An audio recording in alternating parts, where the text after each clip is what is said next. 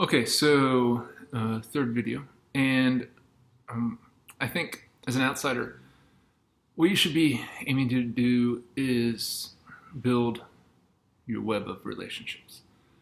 That means try to get yourself read by as many people as possible in the industry, try to meet with as many people as possible, then try to work with as many people as possible. And then gradually, bit by bit, I think that's how you build a career. At least that's how I did. And that's what I mean by getting into rooms. I just want to clarify that because I think there's this narrative out there in screenwriting guru land that if you just buy the right book and craft the one perfectly structured screenplay, then you're going to sell it, and then presto chango, you're a screenwriter. My own experience tells me I don't really think it works like that. First of all, there just isn't that big of a market for original scripts or ideas. It's incredibly hard to sell an original spec script these days because it seems like everybody wants pre-existing intellectual properties that they can control, even if it's just an obscure news article or some out-of-print book. In fact, according to this one website, go into the story, Hollywood studios bought 25 spec scripts last year, the entire year long, in 2020. And that includes the streaming studios. And I glanced at this website's list, and I didn't really see many first-timers on there. Mostly it seemed like these 25 spec sales were written by people who've written films for Fast and Furious franchise, or have written Disney movies or Marvel superhero movies. So not only is the spec script market incredibly small, it's also dominated by people who are already established, who have pre-existing industry relationships and who have a recognizable voice. So that's why I keep saying, as an outsider, I don't think your goal is to sell a script. It's more or less impossible. I think as an outsider, your goal is to gradually become one of these writers who has industry relationships and a recognizable voice. Because doing that will get you on people's radar to either, one, get hired to adapt an intellectual property, or two, get hired to staff on someone's TV show. And I think those are much more likely doors to walk through to start your career for an outsider. So I guess maybe this video is a bit more philosophical than practical, but hopefully it's a practical philosophy. And here's part of my philosophy in a nutshell. I think a script gets passed around Hollywood, not when it's good, or even when it's pretty great, but it gets passed around when people in the industry think that script will advance their own careers. When a script gets to be seen as some kind of currency. And I think maybe the best way for a non-established outsider to have a script that becomes currency is this. Write a script that has a possibly career-changing lead role for some actor or actress. Because I kind of think way too many people get into writing their breaking in script with this idea of, I'm going to write a great movie, or I'm going to write a great TV show, or I'm going to come up with a great plot, or I'm going to write a script where at the end, after the last page, the person will set it down and say to themselves, that was a great fucking story. And those are all really noble goals. But for you, as an outsider without any credits or any connections, it sort of has you pretending to be playing a different game than the one you're actually playing right now. Because here's a hard truth. No one in Hollywood has to read your script. They just don't. If you're not someone's nephew or niece or pal, no one owes you a read. You can have a great plot or a great story, but if no one reads it, what good is it? So, as an outsider, part of your job is to make your script into one that actual industry people might actually want to read. But industry people aren't going to want to read it just because you're nice or because you want it really bad. They won't even want to read it because you nailed every act break at the right page number, or all your slug lines are pristine. That's not going to do it. But people might want to read your script if they think it could help their career. And as an outsider, you need to signal this possibility to a reader in the opening 5 to 10 pages, because that might be all of their attention you're going to get in a best case scenario. Because there's already too many writers in Hollywood who are struggling to get their next gig, and there are hundreds of thousands trying to break in at any given time. That means there's already too many scripts out there. That's what you're facing. So as an outsider, I think you should be realistic about that. So here's my small bit of practical advice. In your breaking in script, try to make your lead character into a career-changing role. Make that clear in the opening pages. So to illustrate why, I'm going to compare 2 imaginary scripts written by outsiders like yourself. And let's say they're both great. They're both of equally high quality. One's a really great M. Night Shyamalan type script with a killer twist, like a genuinely great twist at the end. I dig those movies as much as anyone. And then the other script is a quiet but compelling character study. And let's say it's about one of my heroes, Sinead O'Connor. And it dramatizes the days leading up to her tearing up the Pope's picture on Saturday Night Live. She was protesting the Catholic Church covering up sexual abuse.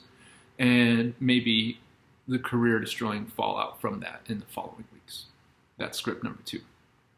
Okay, so the Shyamalan script probably seems like a more commercial property than the Sinead O'Connor character study. And if there was a market for spec scripts, I'd say, yeah, it's more likely to sell. But there really isn't a market for original scripts, especially not for outsiders. So that's why I think the less obviously commercial Sinead O'Connor script, if done like incredibly well, would actually do a lot more for a writer's career than the M. Night Shyamalan-esque script. Now, both scripts could get passed around if they're written in a strong voice and the opening scenes are great. But in terms of helping an outsider writer actually get established and start their career, which script is better matters less than who exactly in the industry will be motivated to read the script. Not in some ideal world, but in this actual world that we're living in now. Both scripts need to be great, but being great by itself won't necessarily lead to a script really circulating. To illustrate this, let's look at the thriller with a great twist script. So if a producer or an independent studio can't afford to hire M. Night himself, well, they might consider looking at an outsider script to find someone cheaper to write one for them. Or let's say an actor or director is looking to do a thriller in that vein. Well, then maybe they, or maybe their agents or someone working for them, they might look at an outsider script as a writing sample, probably to consider hiring someone fairly cheap to adapt some pre-existing property or idea that they control. But generally, an M. Night type of film costs money to make, and if a studio is wanting to make one, it probably makes financial sense for them to hire the real deal, M. Night himself and his brand name and his proven track record that goes along with it. And as far as I can tell, outside the above scenarios, I kind of think the pool of industry readers for this thriller script might be a little bit limited, regardless of its high quality. And because thrillers aren't generally seen as career-changing, award-winning acting showcases, rightly or wrongly, there might be some real limitations as to how much that script's going to get passed around in talent circles. Okay, so that's script 1. Script 2 is the seemingly non-commercial Sinead O'Connor biopic. If its opening 15 pages are just spectacular and it looks like an award-winning role, who's going to want to read it? Well, obviously, actresses will want to read the script to see if the Sinead part is written in such a way as to be a career-changing role. A-list actresses, up-and-coming actresses, supporting role actresses, all would potentially have reasons to want to read a script with a compelling, complex, award-winning type of lead role.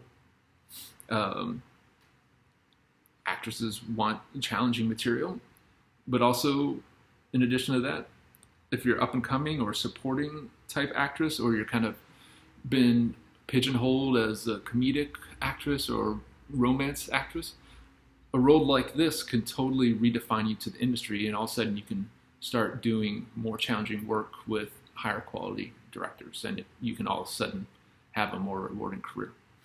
But it's not just actresses, I think, who would be potentially interested in this Sinead script. A bunch of agents and managers might want to read the script to see if that's what their client is looking for. And not just agents and managers, but their assistants will want to see if this Sinead script is the sort of script they can give to their boss. Because if you're an assistant who finds the script that changes an actress's entire career trajectory and makes her an award-winning actress, guess what? You're not going to be an assistant for long. You're going to get promoted. Also, if you're a producer or a director or a studio exec who's been wanting to work with a super talented actress, you're going to want to see if the Sinead script is the one that could lure, say, Rooney Mara or Anna Kendrick to finally work with you. And if you're an assistant working under one of these big shots, don't you want to be the one to put such a role on your boss's radar? Also, if you're a lit agent at a big agency, you might be interested in the Sinead script because your agency has rosters full of ambitious actresses and directors, and this kind of award-winning role could be the thing that puts an exciting package together. So to my eyes, there's just a lot more entry paths for industry people to read the Sinead script written by an outsider than to read the thriller with a twist script. As far as I can tell, the two big movers in this industry are intellectual properties and valuable talent. As an outsider, you can't really harness valuable intellectual properties unless you're rich or connected, but then you're kind of not an outsider. But if your script strikes industry people as something that can attract talent, you could potentially get a lot of reads as an outsider. And in my experience, talent isn't attracted to great plots, they're attracted to great roles.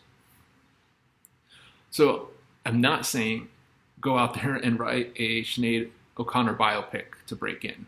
I'm not even saying write a biopic. What I'm saying is, as an outsider, if you write not just a good part or a pretty great part, but a potentially career-changing part, no matter what genre, then you're going to give a lot of career-minded people in this industry an actual reason to look at your script, which right now they don't have.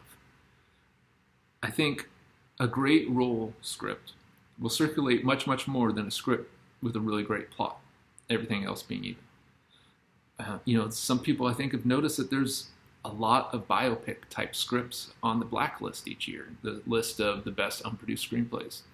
I kind of suspect it's because those types of scripts get read a lot because they always dangle the promise of a really great lead role. So remember, your great script with its career-changing part, it's probably still not going to sell, let alone get made. But it might get you read by people.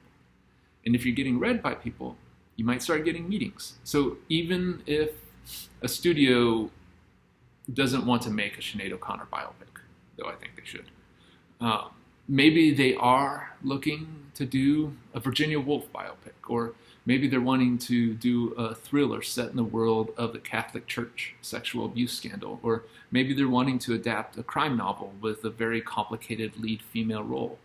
And now they may want to see if you're the writer they want to hire to write it. So if you're an outsider, by definition, no one in the industry owes it to you to read your script. But if you build a script around a career-changing role, then you can make people want to read the script in order to advance their career. And as these industry people selfishly read your script for their own benefit, you might be able to then dazzle them with your voice, your scenes, your sense of story, your twists and turns and weird sense of humor and so forth. But first, you have to give them an actual reason to want to read your script. A potentially career-changing role can be that actual reason. Okay, so in my next video, I think I'm going to try to talk through some of my thoughts about how to conceive and construct a compelling character. Easier said than done. But thanks again for listening, and good luck.